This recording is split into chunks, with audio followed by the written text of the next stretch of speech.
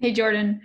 Um, I guess just looking at the defense in the Minnesota game, it seems like a lot changed from early in the game to the fourth quarter, and particularly those last three stops.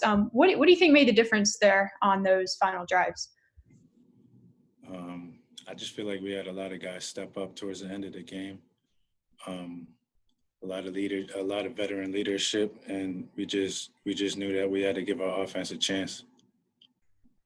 Is there anything you can tangibly take from that? Like, hey, we did this and it worked, and now we're going to do that in the next game.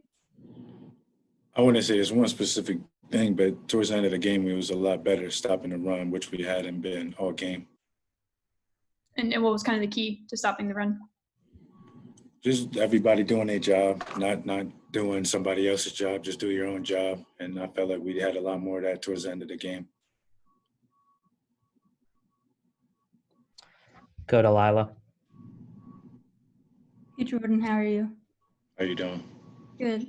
I know Leah had mentioned after the game just kind of how Locks had been saying, like telling the team how how much faith they had in Petrino, and kind of saying that he viewed as you guys had the best kicker in college football. Just as a team, what gives you so much faith in a guy like that, and just kind of that trust you guys have in him? I think we just see his work ethic every day. We see him every day at practice, and he hits some amazing kicks every day, and he's a hard worker. So, I mean, everybody has faith in him when it comes to the game. And just what was going through your mind as he was kicking that 51-yarder? I never lost confidence. I didn't think he would miss it. I think I had complete confidence that he would make that one. Thank you. Go to Shane.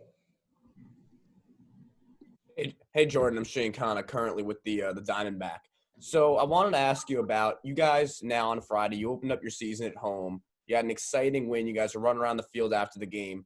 But obviously with 2020, there were no fans there cheering. It's pretty quiet. How tough was it for you, would you say personally, and how do you feel you were impacted by the lack of fans? The momentum was a little bit different, but that's what the guys on the sideline are for. They kept us going the whole game, just cheering on and stuff. It's definitely a little different, but it just makes it. It's more like a scrimmage. It's like a scrimmage against a different team. You got to bring your own energy. Was there anything that you could compare that to, like maybe playing in high school, even at lower levels? Like, do you feel that high school games when you back then kind of at Haverford, I think, had more of an energy and all that than this did? I mean, some games when we got the crowd in there, definitely. But that's what football. At the end of the day, it's still football. Fans or no fans, I think the better team will most likely win. Thank you, Jordan. No problem. Thank you. Michael Ferrara. Hey, Jordan, thanks for taking the time today. You're a junior and you've seen Penn State, and there's been a lot of new faces on this defense. What's the biggest thing that you and Nick, playing Penn State last year, that you've been giving some advice to some of the new guys facing, Clifford and, Coach Franklin's offense? They're just a sound they're a sound offense. Everybody got to do their job. We know that they're very talented. They have a very talented backfield with the running backs. We know that their tight end is elite, and they got some wideouts. So just everybody has to understand their assignment and do what they need to do to let us win.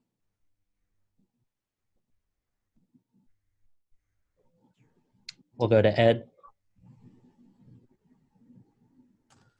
Jordan, I'm not sure how often in practice you go up against the first offense, but when you face a mobile quarterback who can get out of the pocket and extend plays, how does that impact how the secondary can defend that? You got to work on your plaster technique. Plaster technique is really just once the quarterback gets out the pocket, closest wide receiver to you, you basically got him man for the rest of the down.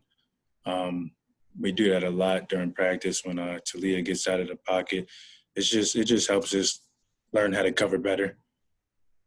how much more difficult is it though to limit a mobile quarterback like Talia if he's able to use his legs and feet and get out of the pocket? You got to run some different fronts defensively. Defensive line. You might even put a spy on them, so that's one less person in coverage. So that's a big difference. Are you kind of glad you don't have to face a guy like Talia because of his mobility? Definitely. He's definitely fun to watch. Thanks. Thanks, Jordan. No problem.